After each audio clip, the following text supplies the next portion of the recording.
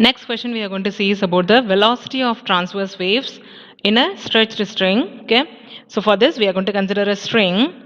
For that string we are going to find what is the velocity, and that is for a transverse wave. Let us compute the velocity of transverse waves traveling on a string when a jerk is given to one end. So when you are giving a jerk to one end, what happens? The wave pulses moves towards the right end with the velocity v. Okay, so this waves will move towards the other end. Okay, and this means that the pulse moves with the velocity v, and suppose the observer also moves with the velocity v, we can say that the rope is moving with the same velocity. Yes, and let us consider A and B be the two positions of the string. So we are considering the two positions of the string, and dl and dm be the length as well as the mass. Okay, then linear density. So what is the formula for density? Density is equal to mass divided by volume. Is it not? Here we are writing as mass divided by the length. Since it is a linear mass density, so mu is equal to dm divided by L.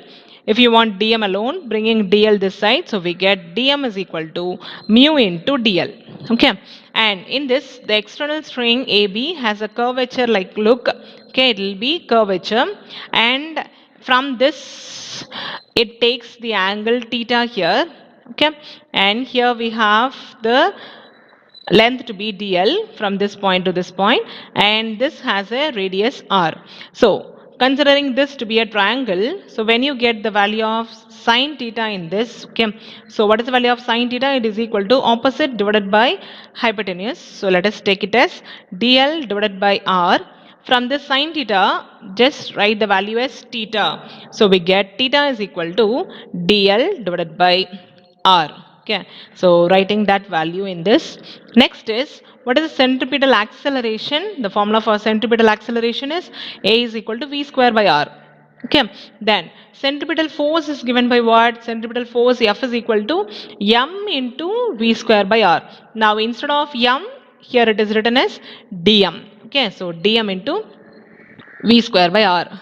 Yes, now next is, so we get centripetal force is calculated by using the equation. So m v square by r, that is equal to m v square into, sorry, mu v square into dl divided by r.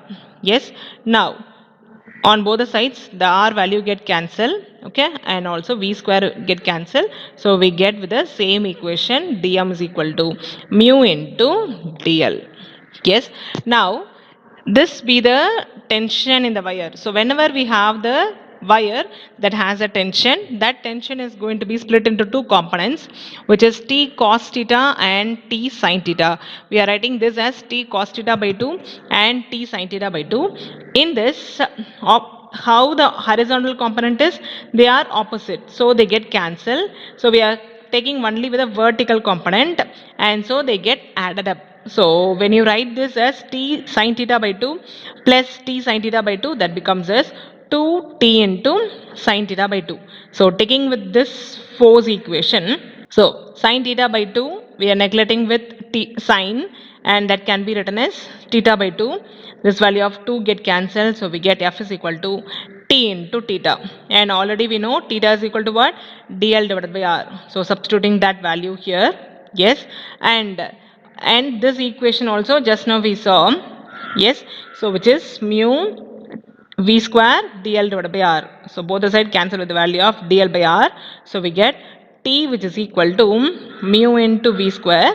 So what we need, the question is v. Okay, so t is equal to, sorry, v square is equal to t divided by mu. So from this, if you want the value of v alone, so taking the square to the other side, we get it as root of. So root of t divided by mu.